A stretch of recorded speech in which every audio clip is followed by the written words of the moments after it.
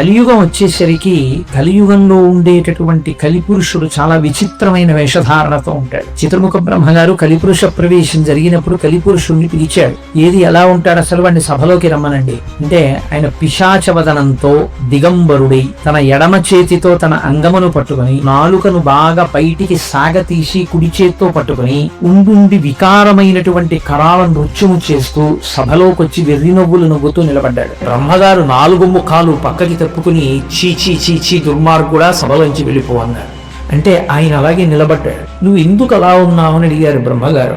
వాడు, మహాప్రభు కలియుగం అంటే అలాగే ఉంటుంది. నేను లోకంలో ఉండేటటువంటి వాళ్ళందరినీ ఎలా పాడు చేస్తానంటే రెండింటి చేతని పాడు చేస్తాను. ఒకటి కామసుఖమునందు విశృంఖలత్వము. లోకంలో విశృంఖల కామం ఏర్పడిపోతుంది. దానికి ఇంకా వావి వరసలు కానీ సమయాసమయములు కానీ ఇలా చూడవచ్చా అని కానీ ఇలా చూడకూడదా అని కానీ ఇలా మాట్లాడవచ్చా అని కానీ ఇలా మాట్లాడకూడదా అని కానీ ఉండదు. మనుష్యుడు ఏ కామాన్ని హద్దులో ఉంచుకుని చెలియని కట్ట దాటకుండా తనని తాను నిగ్రహించుకోవాలో, ఏ కామాన్ని ధర్మంతో ముడివేసి ధరించాలో ఆ కామము ధర్మంతో ముడిపడడానికి వీలు లేకుండా విశృంఖల కామం పెరిగిపోయేటట్టుగా లోకంలో స్త్రీ పురుషుల మధ్య ఉండవలసినటువంటి హద్దు పరిమితులు, అక్కడ ఉండవలసినటువంటి పవిత్రత చెరిపేసి కేవలముగా స్త్రీ పురుషుల మధ్య ఉండేటటువంటి సంయోగ సుఖానికి అవధి లేకుండా అనుభవించడం అనేటటువంటి అవైదికమైనటువంటి దేశముల సంస్కృతి